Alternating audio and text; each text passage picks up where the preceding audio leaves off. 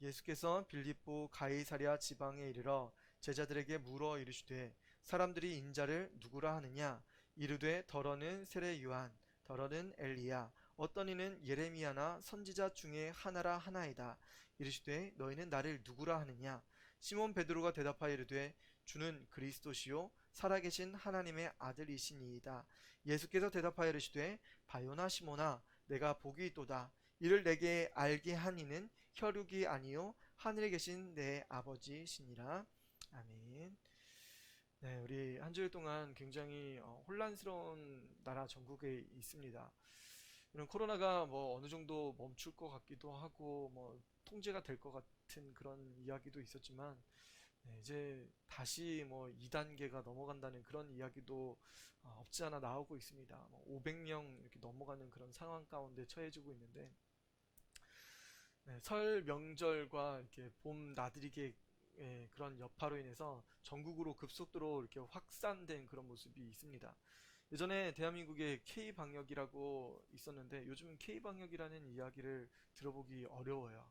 왜 그래요? 방역에 구멍이 생긴 겁니다. 방역이 실패했다는 사실을 우리에게 보여주고 있죠. 여러분 나라에서 할 수 있는 게 뭐 여러 가지가 있겠지만 여러 가지 부도덕한 것도 있고 어, 뭐 욕심 때문에 이렇게 하는 것도 있고 정치적인 그런 성향도 있고 그리고 열심히 하려고는 했지만 완전히 통제되지 않는 그런 것들도 있습니다. 여러분 이 세상 나라에서 할 수 있는 것은 항상 부족해요. 그럼에도 불구하고 제가 뭐 K 방역 뭐 힘써야 됩니다. 힘써야 돼요. 더 많이 힘써야 되고 더 많이 그런 것들을 존중해 줘야 됩니다. 여러분 그렇지만 너무나 생활 곳곳에서 여러 부류의 집단 속에서 이렇게 많은 코로나가 이렇게 확산되고 있는 모습을 안타까운 모습으로 우리 가운데 보여지고 있습니다. 네, 우리가 여러 가지 하려고 하지만 세수집반에도 여러 가지 제약들이 있습니다. 제한되는 것도 있지만 우리는 복음 전하는 사역을 멈출 수가 없기 때문에 하나님의 명령 따라서 이렇게 진행하려고 합니다. 어, 오류가 생길 수도 있어요. 분명히 어려움에 처할 수도 있습니다. 뭐 신고가 들어갈 수도 있고 그렇지만 생활 여러 곳에서 이렇게 터지는 모습들을 보면 굉장히 중요시 하는 게 뭐냐면 이렇게 생활 방역이야. 생활 방역. 항상 개인 위생 철저하게 하고 마스크 이렇게 그래서 간식 먹는 거 제일 위험한 상황이죠. 제 간식 먹거나 뭐 물 심지어는 물도 마시지 말라고 이야기하더라고요. 이렇게 마스크를 벗고 이렇게 활동하기 때문에 그것까지 통제하는데 여러분 직장 생활에서 뭐 식당에서 그런 것까지 다 통제하는 게 정말 쉽지는 않습니다. 근데 교회는 그렇게 하래요. 여러분 좀 많이 어긋난 모습을 볼 수 있습니다. 교회를 향해서는 더 많이 통제하고 그런 모습이 있어요. 왜 그러냐면 이거 한순간 그런 긴장을 늦추면 한순간에 이게 전파될 수 있기 때문에 그렇습니다. 그렇기 때문에 목회자로서 저도 그렇고 아이들이 교회에 놀러 올 때가 있어요. 그리고 활동할 때가 있습니다. 그러다 보면 아이들에게 철저하게 이야기를 하죠. 마스크 벗으면 안 되고 혹시나 뭐 작은 간식이라도 주게 된다면 우리 교회는 칸막이가 다 제공되어 있습니다. 그래서 칸칸이 아이들 들어가서 그 칸에서만 먹고 멀리 떨어져서 먹고 와라. 바로 마스크를 쓰게 지도하고 있습니다. 최대한 이것을 경각심을 가지고 있으면 돼요. 이런 바이러스나 뭐든지 사탄의 꾀임이라든지 이것을 옆에서 항상 의식하고 깨어 있다고 하면 우리가 이것을 이겨낼 수 있습니다. 한순간 방심하는 그 순간에 이루어지는 거야. 가족이니까 괜찮지. 친척이니까 괜찮지. 그 상황 속에서 벌어지는 것들이 굉장히 많아요. 서로 존중하고 배려할 때 우리가 이런 모습을 이겨낼 수 있습니다. 여러분 하나님의 말씀 안에서 우리는 세수집반 진행하려고 하는데 여러분 많은 제약이 있을 수 있어요. 그렇지만 우리는 진행하려고 합니다. 여러분 기도해 주셔야 돼요. 여러분들이 기도해 주실 때 이것을 진행할 수 있습니다. 초대 교회 때 어떤 일이 있었냐면 너무나 핍박이 심했습니다. 모이는 것 자체를 할 수가 없어요. 그래서 어떻게 모였냐면 시크릿 번호가 있었어요. 시크릿 서로의 암호가 있었습니다. 이 암호를 딱 이렇게 딱 보여주거나 말하면 이 사람은 그리스도인이구나. 그 사실을 알게 되었어요. 잡혀가면 사람들에게 신고가 되면 그 사람은 진짜 십자가형을 당합니다. 심지어는 뭐 사자밥이 되기도 하고 경기장에서 뭐 칼에 찔림받기도 하고 짐승들에게 이렇게 먹잇감이 되는 그런 일들, 십자가에 달려서 심지어는 이렇게 불태워서 이렇게 밤에 모닥불로 쓰는 그런 것들도 초대교회는 있었습니다. 여러분, 오늘날에는 이렇게 핍박이 있다 해도 혹시나 걸리게 되면 무슨 뭘 할 수 있어요? 뭐 제재 조치가 있죠. 뭐 구상권 청구를 한다, 뭐 요금 청구를 한다. 지금 우리나라에서는 뭐 사회적인 지탄을 받을 수 있는 거, 종교가 그래, 교회가 그래, 그랬어, 뭐 이런 것들 들을 수 있고요. 두 번째가 이렇게 벌금 내는 그런 차원입니다. 여러 가지가 있겠지만 뭐 이 두 가지가 제일 큰데, 두려워할 수는 있지만 이것에 대해서 경각심을 갖고 복음을 전하는 사역을 멈출 수는 없는 모습을 우리 교회가 가지고 있어야 됩니다. 더 많이 기도해 주시고 복음 사역을 끊임없이 진행할 수 있도록 여러분 많이 동참해 주셨으면 좋겠습니다. 네, 오늘 말씀 보면 오늘 말씀의 제목은 예수님은 그리스도시요 살아계신 하나님의 아들이십니다 라는 제목입니다. 여러분, 예수님은 그리스도시요 살아계신 하나님의 아들이시래요. 이거 누가 고백한지 여러분 아시나요? 누가 고백한 고백인지? 굉장히 유명한 고백이죠. 바로 베드로가 고백한 예수님에 대한 그런 신분의 모습을 보여주고 있어요. 마태복음 16장 이 말씀 통해서 우리에게 하시려고 하시는 말씀이 있습니다. 예수님의 신분을 정확하게 우리에게 어떤 분이신지에 대해서 말씀해 주고 계세요. 예수님은 어떤 분이시다? 예수님은 하나님의 아들이시다는 이야기가 나오고 있습니다. 죄송한데 뒤에 TV 좀 한번 꺼주세요. TV를 나중에 화면에서 이렇게 비치더라고요. 네, 1절 말씀해 볼게요. 바리새인과 사두개인들이 예수님을 시험하려고 표적을 구합니다. 여기서 나오는 이 두 가지 부류의 사람들이 있죠. 바리새인, 여러분 바리새인들은 많이 들어봤죠. 바리새인들은 율법을 굉장히 열심히 지키는 사람들이에요. 그래서 율법을 준수하고 율법을 지키지 않는 사람들에게 쟤 율법도 안 지키고 있어, 쟤 오늘도 교회 안 나왔어, 저게 성도라고 막 이렇게 손가락질하는 사람들이 바로 자기는 율법을 잘 지킨다고 자기의 의로움을 나타내고 있는 바리새인의 모습이에요. 사두개인이라는 무리가 나옵니다. 이런 사두개인이 누구냐면 이 로마 당시에 세 가지의 유대교 부류가 있었습니다. 첫 번째 바리새인, 두 번째 사두개인, 세 번째가 에스네파라는 사람인데요. 에스네파 먼저 말씀을 드리려면, 에스네파는 바리새인처럼 율법을 굉장히 열심히 지키는 사람들이에요. 철저하게 지킵니다. 그런데 바리새인들은 사람들에게 보이려고 나 신앙생활 거룩하게 하는 사람이야, 나는 이런 사람이야, 자신의 의로움을 드러내는 사람이 바리새인이라고 하면, 에스네파라는 사람들은 자기가 하나님의 말씀을 잘 지키고 살아가요. 그러다가도 법을 어기거나 그러면 항상 회개하고 하나님 앞에 경건하게 살려고 노력하는 사람들입니다. 너무나 경건하게 살려고 하다 보니까 이 세상과는 등지고 사는 사람들이에요. 그래서 사해사본이라고 들어보셨죠?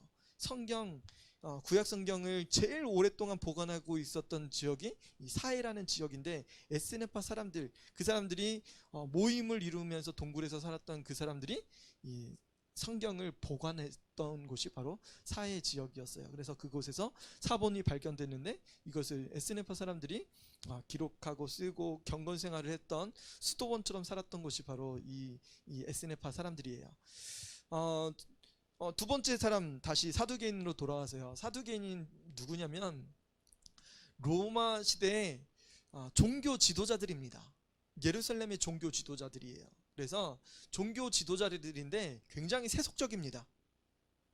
얼마나 세속적이냐면, 성전이 있었죠. 그 당시에 예루살렘 성전이 있었습니다. 성전에서 제사장 무리들이 사두개인이라고 생각하시면 돼요. 사두개인들. 그러면서 어떤 사람들과 결탁이 되어 있냐면, 세속적이기 때문에 돈과 이득을 취하는 사람들이었습니다.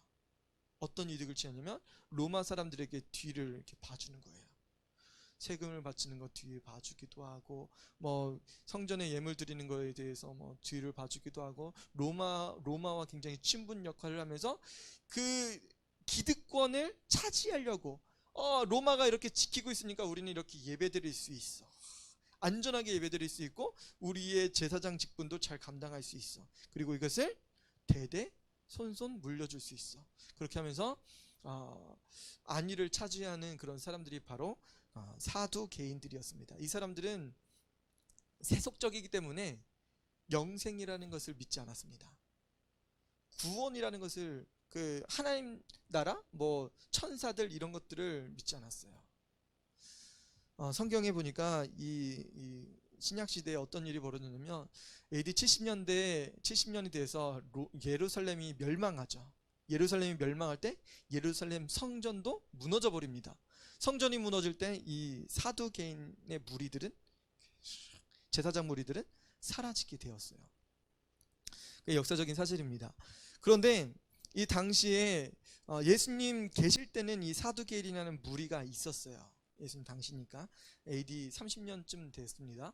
멸망했을 때는 한 70년 정도 됐을 때니까, 그 전에 예수님 사역하실 때 이 바리새인과 사두개인들은 어떻게 보면 천일천지 원수예요. 이념이 다릅니다. 바리새인들은 하나님 나라를 상상하고 있어요. 하나님 나라, 영생에 대해서 천사도 믿고 그랬습니다. 그런데 사두개인들은 영생에 대해서 신뢰하지 않았어요. 천사가 있어? 그래서 이념이 갈등했어요. 우리나라의 진보와 보수의 세력이 갈등하는 것처럼 철천지 원수 사이입니다. 그런데 이 원수 사이를 화목하게 한 사람이 있어요. 그 사람이 누구냐면 예수님이에요. 이 화목했다는 것은 좋은 의미로 화목했다는 것이 아니라 예수님을 시험하려고, 예수님을 무너뜨리려고. 예수님께서 성전에서 뭐 하셨어요?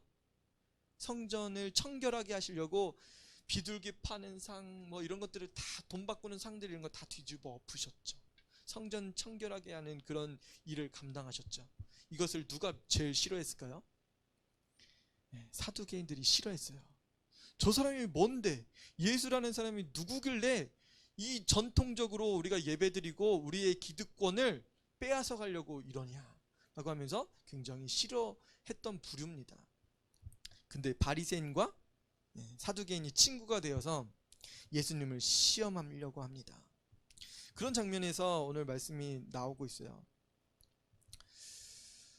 예수님께서 이 사람들은 표적 보여달라고 이야기하는데 예수님은 요나의 표적밖에 보여줄 것이 없다라고 하죠. 악하고 음란한 세대가 표적을 구하나 요나의 표적밖에는 보여줄 표적이 없다라고 말씀하십니다. 그들을 떠나셨습니다. 더 길을 가다가 예수님은 13절 오늘 본문 말씀으로 와서요, 빌립보 가이사랴 지방에 이르셨어요. 예수님이 지금 갈릴리 북쪽에서 지금 사역하고 계신 거예요. 북쪽에서 이렇게 사역하시는데 더 북쪽입니다. 더 북쪽에 헬몬산이라고 있어요. 헬몬산은 굉장히 아름다운 산입니다. 높기도 하고, 그리고 위에는 뭐 이렇게 눈이 이렇게 쌓여 있기도 하고, 헬몬산에서부터 이게 온도차가 있기 때문에 그 지대는 다 아침에 이슬이 쫙 펼쳐집니다. 너무나 아름다운 지역이었어요. 이 가이사랴 빌립보라는 지역이 해발 345m 정도 되니까 굉장히 높은 지역입니다. 여기에 가이사는 로마 황제의 이름이거든요. 로마 황제를 위해서 도시를 하나 만들어준 거예요. 헤롯 대왕 때는 무엇을 또 만들었냐면 로마 황제에게 잘 보이려고 로마 황제의 신전을 만들어 주었습니다. 로마 황제의 신전이 있는 곳이 이 가이사랴 빌립보라는 지역이에요. 예수님이 이곳에 가셨어요. 제자들과 같이. 경치도 좋고, 그 지역에 갔더니만 로마 황제를 향한 그런 도시가 만들어져 있고, 거기에 로마 황제를 향해서 신전이 있는 거예요. 예수님 그것을 보셨을까요? 안 보셨을까요? 아마 보셨을 것 같아요. 너무 화려하고 너무 아름답게 꾸며놨기 때문에 보셨을 것 같아요. 그런데 그곳에서 예수님은 제자들에게 하실 말씀이 있으셨습니다. 로마 황제를 신으로 여기는 그 신전을 보시면서 예수님 뭐라고 말씀하셨을까? 제자들에게 물어봅니다. 예수님 제자들에게 물어보죠. 이르되 제자들에게 물어 이르시되 사람들이 인자를 누구라 하느냐라고 물어봐요. 저기 보이는 로마 황제의 신전을 보면서 예수님 아마 말씀하셨을 것 같아요. 얘들아, 이리 와봐. 내가 너네들에게 할 말이 있어. 사람들이 인자를 누구라고 말하고 있니? 물어보는 거예요. 여기서 힌트가 있는데요. 빼놓고 가면 안 되는 부분이 있는데, 사람들이 인자를 누구라 하느냐라고 말씀하시죠. 여기서 인자라고 이야기할 때, 그럼 인자라고 이야기할 때 어떤 것이 여기에 포함되어 있어야 되냐면요. 사람들이 인자라고 이야기할 때 자기 스스로, 예수님이 스스로를 인자라고 표현한 거예요. 사람들이 인자를 누구라 하느냐? 사람들은 인자를 누구라 하느냐? 요 장면 속에는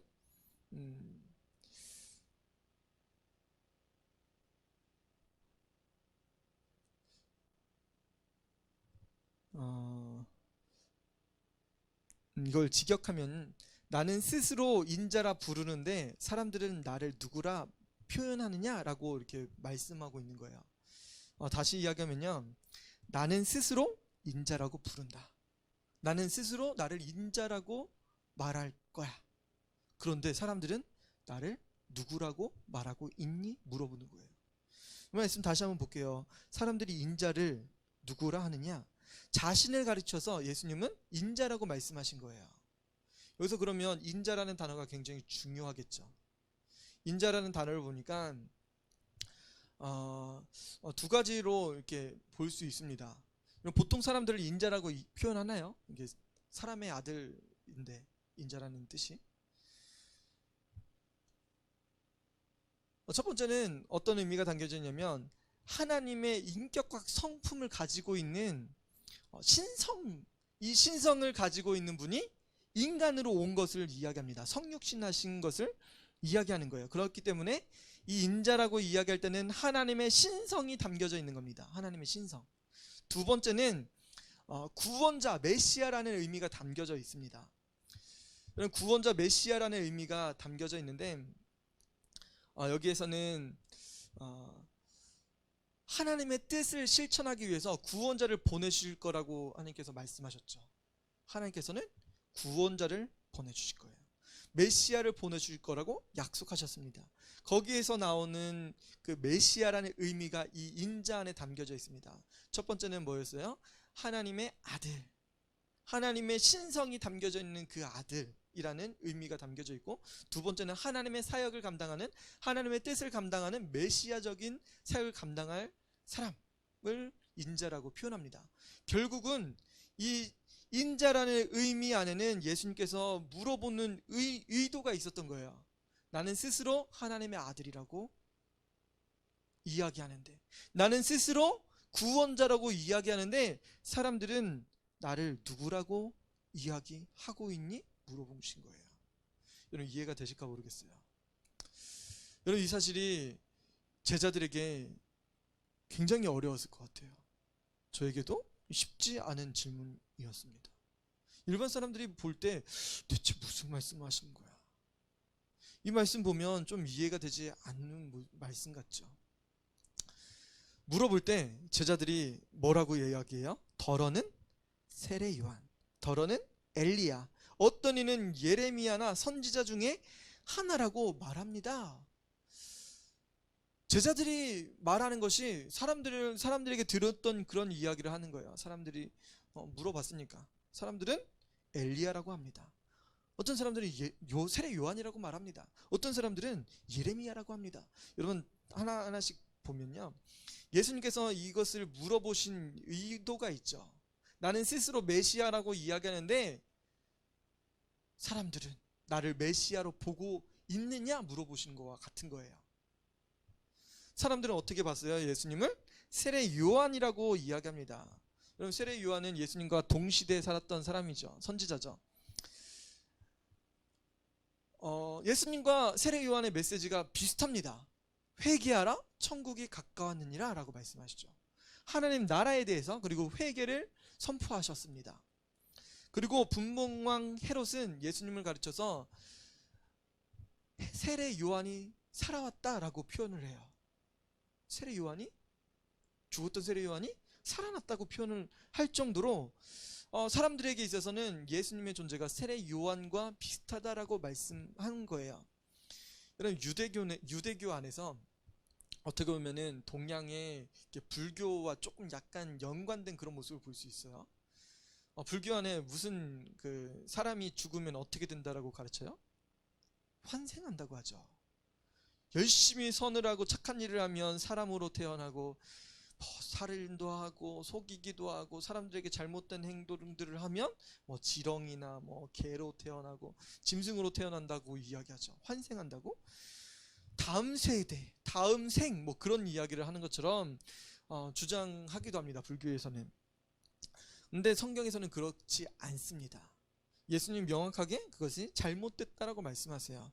유대교회 안에서도 예수님을 이야기할 때 잘못된 부활관을 가지고 있는 모습을 볼 수 있어요. 여러분 이게 좀 이해가 되시죠? 사람들이 그렇게 봤다라고 하는 것은 예수님 안에 세례 요한이 들어왔다? 잘못된 부활관을 가지고 있는 거예요. 그리고 두 번째는 이 엘리야라는 사람이 나오죠. 엘리야는 구약 성경에서 굉장히 많은 역사를, 엄청난 능력을 나타냈던 선지자의 이름이죠. 그래서 백성들이 타락했을 때, 종교 지도자들이 많이 타락했을 그 당시에 종교 지도자들을 꾸짖고 백성들을 하나님께로 인도했었던 그런 선지자입니다. 그럼 말라기서 4장 5절에 보니까 여호와의 크고 두려운 날이 이르기 전에 내가 선지자 엘리야를 너에게 보내리니 라는 말씀이 있습니다. 누구를 먼저 보내신대요? 말라기서에서 하나님의 여호와의 크고 두려운 날이 이르기 전에 내가 선지자 엘리야를 먼저 보내신다라고 말씀하셨어요. 여러분 엘리야는 죽지 않고 불병거 타고 하늘나라로 승천했죠. 그 엘리야가 먼저 왔습니다. 예수님은 그 엘리야를 향해서 누구라고 가르쳐 주세요? 세례 요한이라고 알려주고 있습니다. 예수님, 유대인들은 하나님의 신성을 믿지 않고 있습니다. 하나님의 신성에 대해서 예수님이 하나님의 신성에 대해서 굉장히 비관적으로 생각하고 있어요. 이 비신앙적으로 생각했던 태도가 왜 그러냐면, 먼저 엘리야가 먼저 와야 된다고 하는데 엘리야를 굉장히 천박하게 취급해버렸죠. 세례를 베푸는데도 그 바리새인들이나 그 사람들은, 종교 지도자들은 세례를 받지 않았죠. 회개하지 않았던 모습을 볼 수 있습니다. 그러면서 성경은 분명히 예수님이 세례 요한이 먼저 왔다라고 하는데 그 사람들이, 백성들이 소홀하게 여겼다라고 이야기하죠. 그럼 그 분이 바로 세례 요한이었습니다. 엘리야가 바로 세례 요한이라고 말씀하고 있는 거예요. 그런데 예수님을 가리켜서 이 엘리야다라고 생각했던 것들은 약간 오류가 있는 모습을 볼 수 있어요. 예수님은 신성을 가지고 있습니다. 신성이라는 것은 하나님의 본질, 하나님의 속성이죠. 하나님의 속성을 가지고 있어야 되는데 사람들이 볼 때 예수님은 하나님의 속성이 아니라고 이야기해요. 왜 그러냐면 마리아를 통해서, 요셉을 통해서 낳은 것이 아니라 마리아를 통해서 낳기 때문에, 마리아를 통해서 낳았다는 것은 결혼하기 전에 이미 애가 잉태됐다라고 이야기하면서 이 여인은 이 예수라는 이 어린이, 예수님의 부모님은 다른 남편이 있다라고, 다른 부모님이 계시다, 그렇게 생각을 했던 겁니다. 그렇기 때문에 예수님 볼 때마다 동네 사람들이 다 손가락질을 하는 거예요. 결혼하기 전에 태어났던 제가 저 사람이 선지자라고 믿지 않았던 거예요. 사람들이 예수님을 믿지 않았습니다. 메시아라고 생각하지 않았던 거예요. 메시아라는 선에서 선을 그었던 거예요. 하나님의 아들이라는 선을 딱 이미 그고 있었던 거예요. 그러니까 예수님을 가르쳐서 세례 요한이다, 엘리야다, 예레미야다라고 다른 사람으로 하나님이 보내셨다는 사실을 인정하지 않고 있는 거죠. 세 번째는 예레미야라고 하는 선지자인데요. 예레미야는 백성들을 향해서 눈물을 굉장히 많이 흘렸던 선지자입니다. 하나님 앞에 눈물로 기도하고 이스라엘 백성들이 망하게 될 것에 대해서 눈물 흘리고 백성들이 처해야 될 그런 고난들 이런 것들을 향해서 굉장히 눈물을 많이 흘렸던 선지자입니다.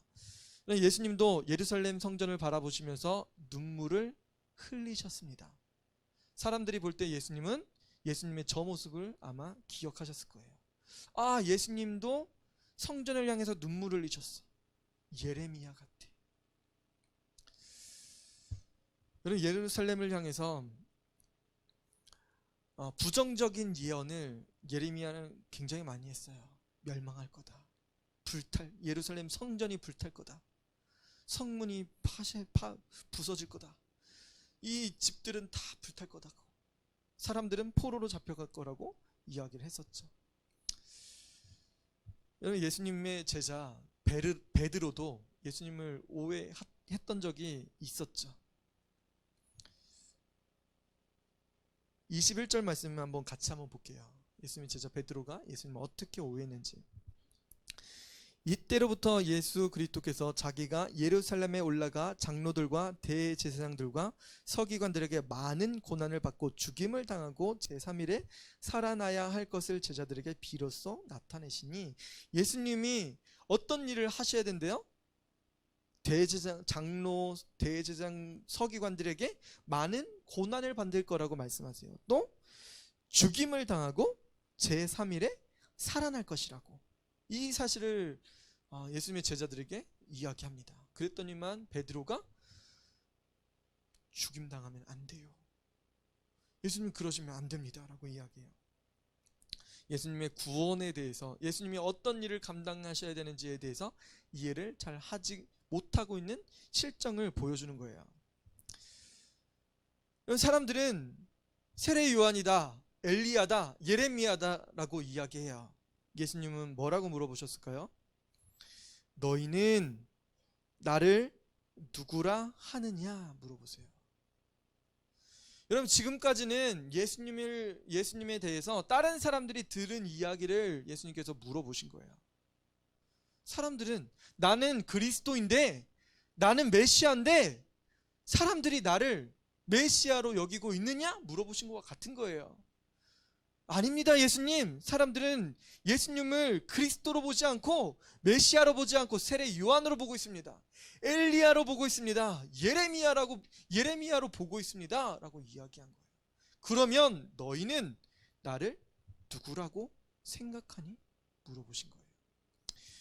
여기서 너희는 이라는 단어가 나옵니다. 휘메이스라고 되어 있는데요, 이게 2인칭 복수 형태로 쓰여져 있습니다. 너희는 이라고 할 때 복수 형태의 강조적인 표현을 할 때 이렇게 표현을 하고 있거든요. 그것은 무슨 이야기냐면, 여러분, 한 사람 한 사람에게 질문할 수 있죠. 한 사람 한 사람에게 질문할 때도 있고, 선생님이 이 단 앞에 와가지고 제자들에게, 아이들에게, 얘들아, 선생님 얘기 잘 들어봐. 선생님 말씀 잘 들어야 돼. 여러분, 집중시키죠. 예수님은 마치 이와 같은 표현을 하신 거예요. 얘들아, 잘 들어봐. 너희들은 나를 누구라고 생각하니? 물어보신 거예요. 여기서 너희들은 이야기할 때 한 사람 한 사람 따로따로 그 사람들을, 한 사람 한 사람을 지목하는 것처럼 말씀하신 거예요. 마치 우리 온라인 예배도 드리죠. 나는 예배의 회중처럼, 다른 사람처럼 이렇게 들릴 수도 있어요. 하지만 예수님은 그 사람에게까지도 예배자 한 사람 한 사람을 가르쳐서 예수님은 물어보신 거예요. 얘들아, 너희는 나를 누구라고 생각하니? 물어보신 거예요. 여러분, 약간 충격적입니다.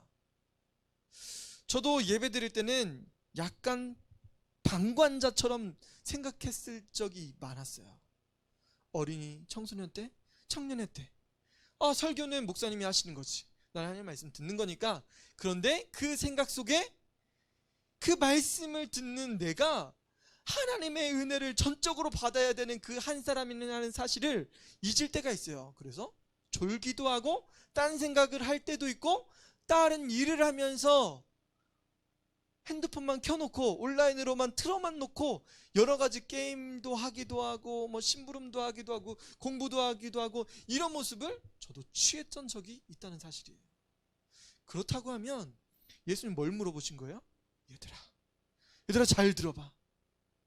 나는 스스로 나는 내가 메시아라는 사실을 알고 있어. 나는 하나님의 아들이야. 그런데 사람들은 그렇게 생각하지 않다고?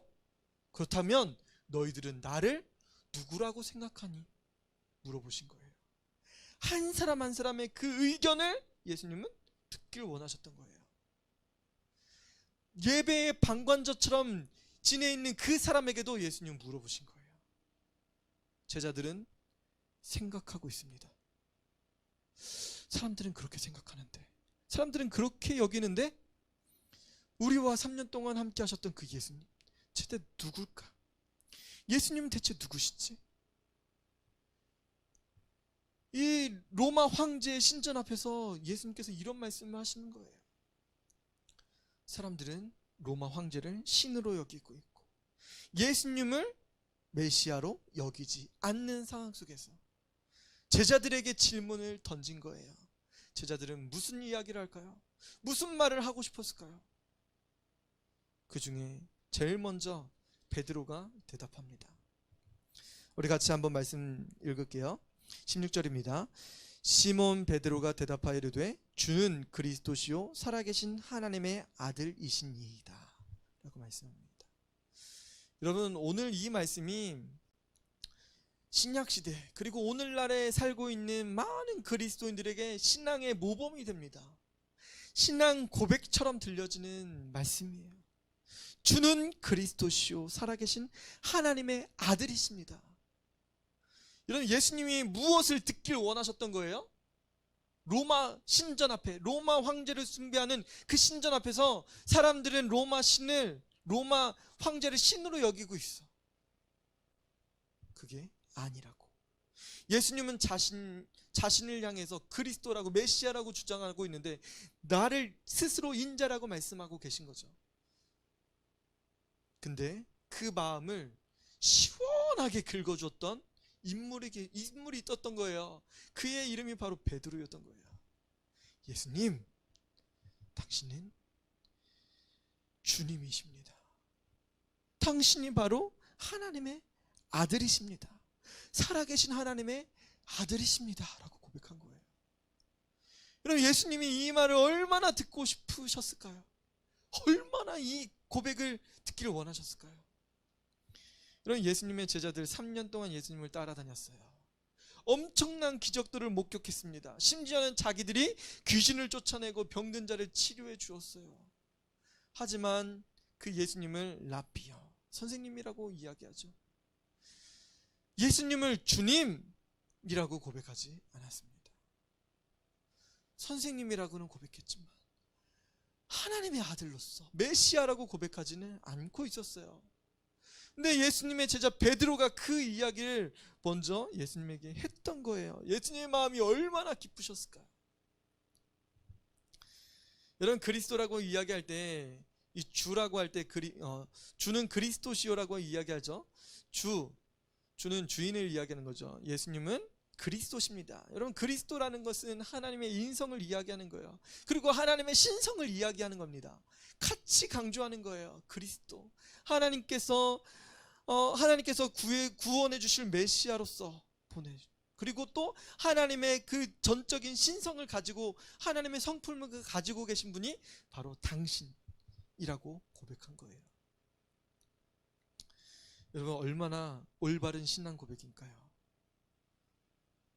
올바른 신앙 고백을 베드로가 했습니다. 여러분, 그리스도라는 이 호칭 자체는 기름 부음을 받은 자라는 뜻입니다. 여러분, 구약 시대에 기름 부음을 누가 받았냐면 기름 부음은 왕이 받았어요. 여러분, 다윗 왕이 어렸을 때 사울 왕이 있었지만 기름 부음 받았죠. 그래서 나중에 왕이 됩니다.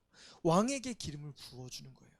그리고 제사장에게, 하나님의 사역을 감당하는 제사장에게, 성전에서 봉사할 수 있는 제사장에게 기름을 붓습니다.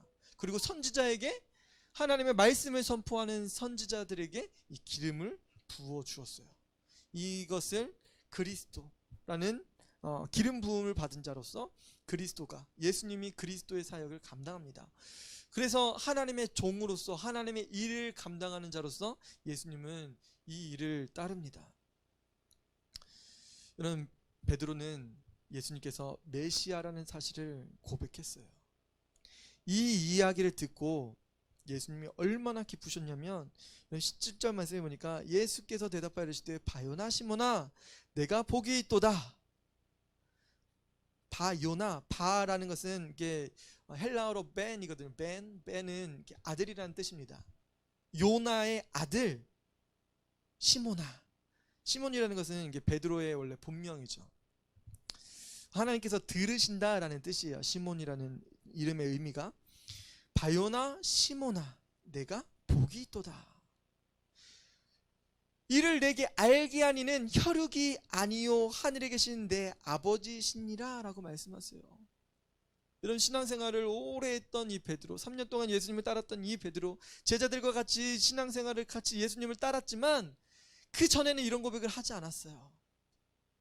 이것을 알게 하시는 분이 누구라는 거예요? 이를 내게 알게 한 이는 혈육이 아니요 하늘에 계신 내 아버지시니라 라고 말씀하셨죠. 여러분, 복음의 말씀을 제자들은 3년 동안 듣고 예수님을 따르면서 생활했다는 거예요. 그런데 오늘날 똑같죠. 설교 말씀을 듣고 신앙생활을 하고 교회를 다니고 하나님의 말씀을 듣는데 주는 그리스도시요 살아계신 하나님의 아들이라는 이 고백, 하나님으로부터 나온 이 고백이 여러분 오늘날 있어요, 없어요? 없을 수도 있어요. 아직까지 못할 수도 있다는 거예요. 그것을 알게 하시는 분은 하나님이라는 사실입니다. 여러분, 어렸을 때부터 신앙생활을 해왔죠. 뭐 형식적으로 해올 수도 있어요. 뭐 목사님 아들이니까, 뭐 장로님 아들 딸이니까 뭐 할 수도 있어요. 뭐 집사님 아들 딸이니까 신앙생활 할 수도 있습니다. 어떻게든지 할 수도 있어요. 그리고 뭐 친구 따라 교회에 오면서 뭐 성도로서 예수님 믿습니다 고백은 했지만 정말 마음 중심으로는 주는 그리스도시요 살아계신 하나님의 아들이십니다. 정말 주님이 하나님이십니다. 정말 예수님께서 나를 죄를 구원해 주셨습니다. 그 고백을 하는 순간이 우리에게 어느 순간 찾아올 수 있다는 거예요. 여러분, 그 순간이 베드로에게는 언제였던 거예요? 예수님께서 물어보시는 그 순간이었어요. 여러분, 예수님 얼마나 감사한지 몰라요. 우리가 세밀하게 복음을 전할 때도 있어요. 어떨 때는 어떤 친구들이 뭐 그냥 귀담아 듣지 않고 믿어요, 교회 다닐게요, 그렇게 이야기하는 어린이들도 있습니다. 성도들도 마찬가지죠. 그냥 이렇게 넘어갈 때도 있어요. 그런데 어느 순간 말씀 듣다가 어느 순간 하나님의 은혜를 깨닫고 어느 순간 하나님께서 깨닫게 하시니까 무슨 일이 벌어진 거예요? 예수님이 나의 죄를 용서해 주셨습니다. 예수님 너무 감사합니다. 예수님은 나의 생명이십니다. 그 고백하는 순간이 어느 순간 나타날 수 있다는 겁니다. 근데 예수님께서는 무엇을 듣길 원하셨던 거예요? 세상 사람들에게도 그리고 제자들에게도 이 고백을 듣길 원하셨던 겁니다. 예수님 세밀하게 그 고백을 듣기 원하셨던 거예요. 여러분, 우리가 신앙생활하다가 뭐 설교 말씀 온라인으로도 나가죠. 그런데 어떤 사람들은 온라인으로 예배를 드리는 그 순간, 혹은 어떤 사람들은 가정에서 성경을 펴고 찬양하고 기도하고 말씀을 읽고 있는 그 순간 어느 순간 눈물이 펑펑 흐르면서 자신의 죄를 깨닫고 하나님 앞에 회개하고 중심으로 주님께 돌아오는 사람들이 있었다라는 거예요. 정말 하나님의 뜨거운 은혜를 경험하는 그 순간이 있었다는 거예요. 그 순간 하나님께서는 예수님 뭐라고 말씀하시는 거예요?